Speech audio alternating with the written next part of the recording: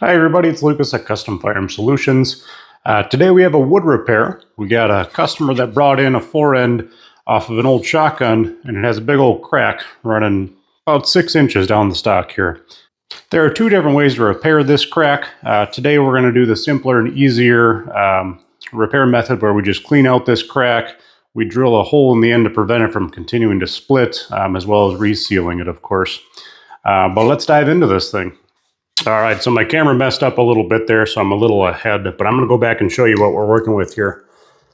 What we have is a crack that starts at the bottom of this stock, or this forend here, and it works its way all the way up, goes into the checkering, follows one of the checkering lines, and ends right here in the checkering. So a couple ways to fix that here. The way that we're going to fix it today is drill this small little hole at the end of this crack. This alleviates any extra pressure or tension on this crack and prevents it from continuing to split one way or the other. On top of that, we're going to take a hardwood dowel, and we're going to put this hardwood dowel to fill and plug that hole. And then after that, we're going to go ahead and epoxy on the inside of this crack to seal it from the inside. Now, a more structural way of repairing this is to do what's called stitching. From there, you would take a square cut piece of hardwood and you would chisel in literal stitches of wood and crisscross it all across this crack. Then from there, that would of course be glued in. You would sand that smooth and you would restain this, and that would be a structurally sound, stronger than new repair. That does take an extra considerable amount of time, and due to that, of course, costs a lot more, and the customer does not want to go that far with it, just due to the price point. So today we're going to do half of that repair by sealing it from the inside and putting a hardwood dowel in. So first thing I did is I found the end of this crack and I drilled a hole the exact size of my dowel. Now the hardwood dowel I'm going to use here, this is a hard maple. You could use hard walnut or any other hardwood that you like. I'd recommend staying clear of any softwood, steer clear of poplar or things like that. You don't need a very big dowel for this repair, being that this material is so thin and it's a very small hairline crack. All I need to do is just relieve that pressure of that crack, so a very small pin will do. You want to be sure to use as tight of a hole as you can find. For this scenario, an inch measurement is too big, so I use my metric. I have a number 29 drill bit, and that's about exactly the same size as this dowel here. So I'm going to clamp this up in the vise, and I'm going to try to get this in there as perpendicular as possible to the curvature of the wood, just enough to let that sit in there, and then we'll go ahead and glue it in. When you clamp this up, of course, you don't need much pressure. Be very careful not to continue to crack it. It's very fragile. You just want enough to hold it in place. So first thing to do is find the end of this crack. It's in the checkering. It's kind of hard to see. So I'm going to very lightly spread this wood apart just to help follow that crack. I don't want to put much pressure on it, or else I can continue to split it more than it already is.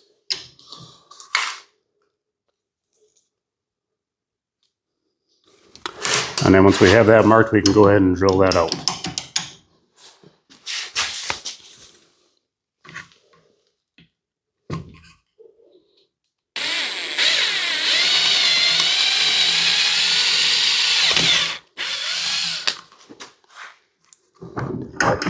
And again, all that hole is doing is alleviating any kind of pressure or tension that's on that at the end of that crack. If you have a jagged crack at the end, it can still easily split. By having a nice finished rounded surface, basically it stops that crack from starting over again. So after we drill that small hole, just test fit to make sure that our dowel fits in there snugly, which it does. Now before I glue this up here, I want to make sure it's good and clean and there's no sawdust in there. So from both sides, I have a little toothbrush here. I'm going to brush out this checkering. Make sure there's nothing in the checkering. And then on the inside, I'd like to glue it in there as well. Very hard to see the crack on the inside. And there's this little sleeve on the inside here that we don't want to take out because it's glued in. The crack goes beneath that sleeve. So I really can't get a full seal underneath this little sleeve on the inside. So what I'm simply going to do is I'm going to brush it out. And I'm gonna clean it out a little bit with a pick for what I can see, and then we're gonna reseal on the inside and then sand it smooth.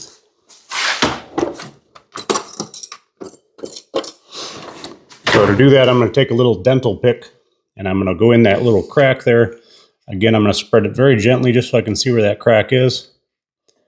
And I'm going to score that crack to pull out any of the old grime that's in that.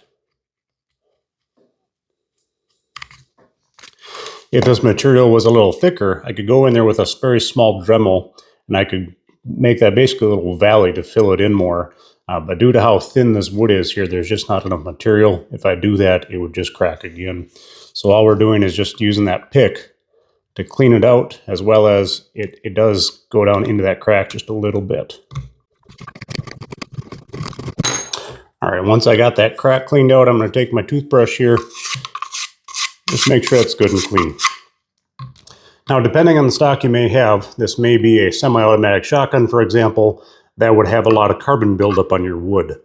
This is an inertia system, so there's no carbon in here, but if this was dirty and filled with carbon, you would need to clean all that carbon off the wood before you'd reseal this. Just keep that in mind. But now that our crack has been cleaned out on the inside, our hole is nice and cleaned, we brushed out our checkering here, we're good to reseal.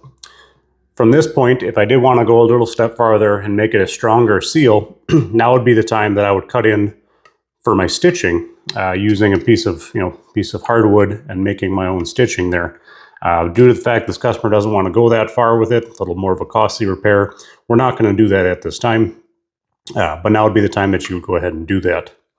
Another thing to note, since we are not doing that, I do not want to mess up the stain here either by having any kind of glue that spreads out, and I would have to sand it away. This customer has an old antique gun here. It's a family heirloom. He wants to keep it the original look. He doesn't want to touch up the staining or nothing like that. So I do have to be careful when I do this not to get any excess glue on the outside. That would cause me to ruin the finish on the outside.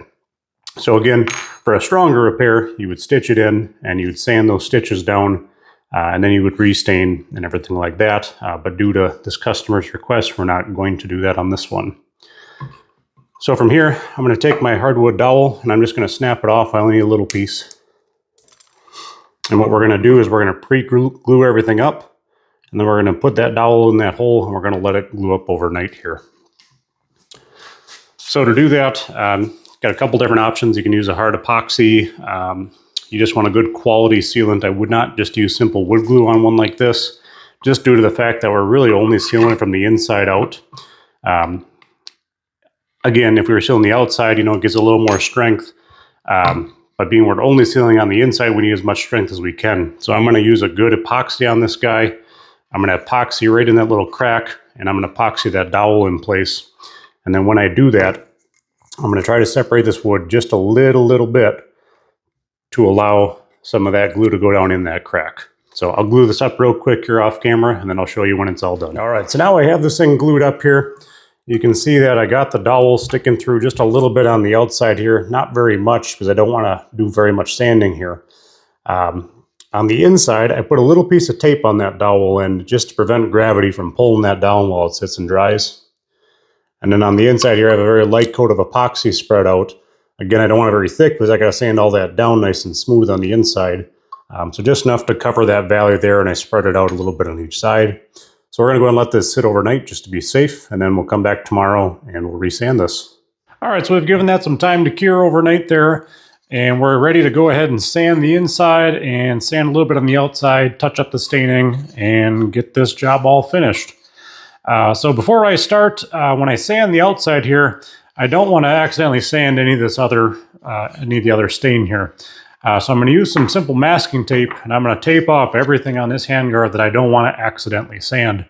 I'm just going to leave a little spot about the size of my fingertip right around this dot where I'm going to sand that post down. But let me tape this off real quick, and then we'll get to sanding here.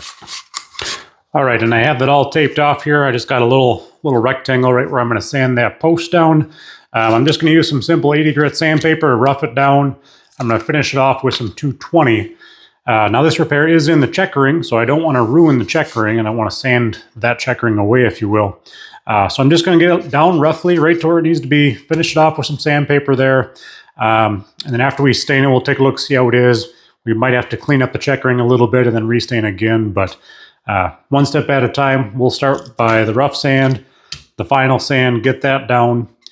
And then on the inside here, I'm going to go ahead just by hand. Sometimes you take a little wooden dowel, wrap your sandpaper around it, and just get that inside all freshened up.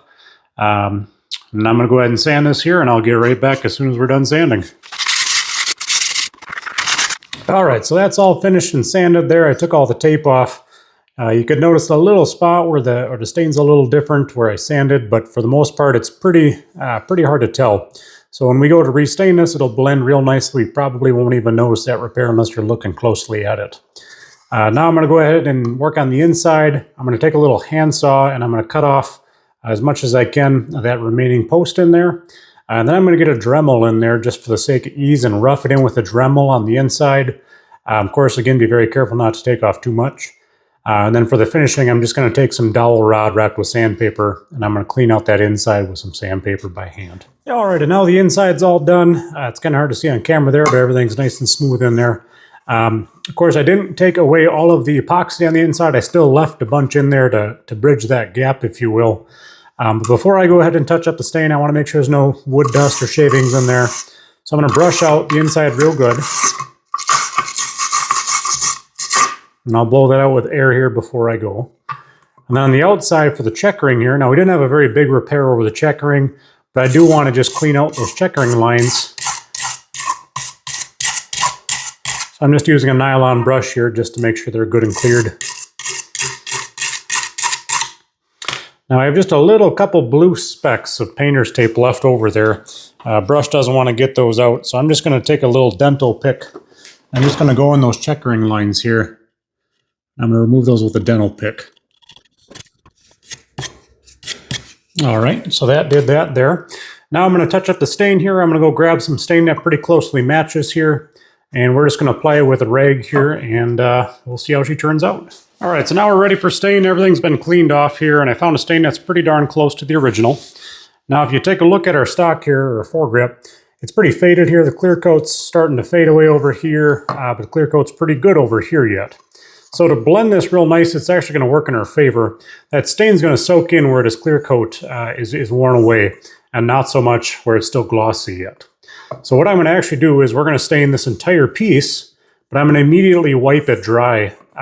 That way it's going to take all that stain off that clear coat, and it's actually going to blend real nice for us here. If your clear coat was still real good yet, you could literally just take a little dab and just do some swirl marks, and then just kind of lightly blend the stain as you go.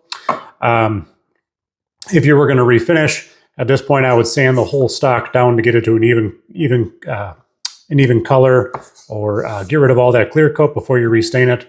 But for the sake of touching up here, we're just going to quickly coat it and then quickly wipe it dry. So for that, I recommend just using a plain old cloth. I use a clean microfiber cloth just so there's no dust on it. I'm just going to dip it into that stain, and I'm going to just coat with the grain.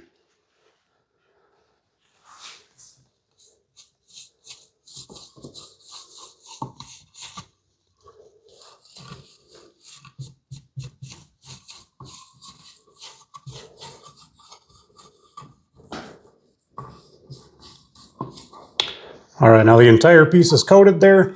I'm going to take a dry section of the rag and I'm going to wipe it all down and get any of that excess off of that gloss clear coat.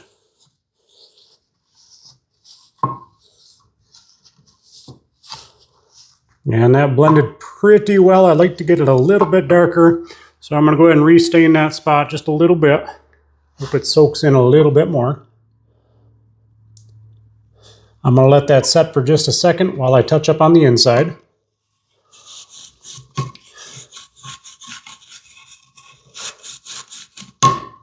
The inside, of course, isn't as concerning as nobody sees it in there, but I still don't like to see a bare spot of no stain.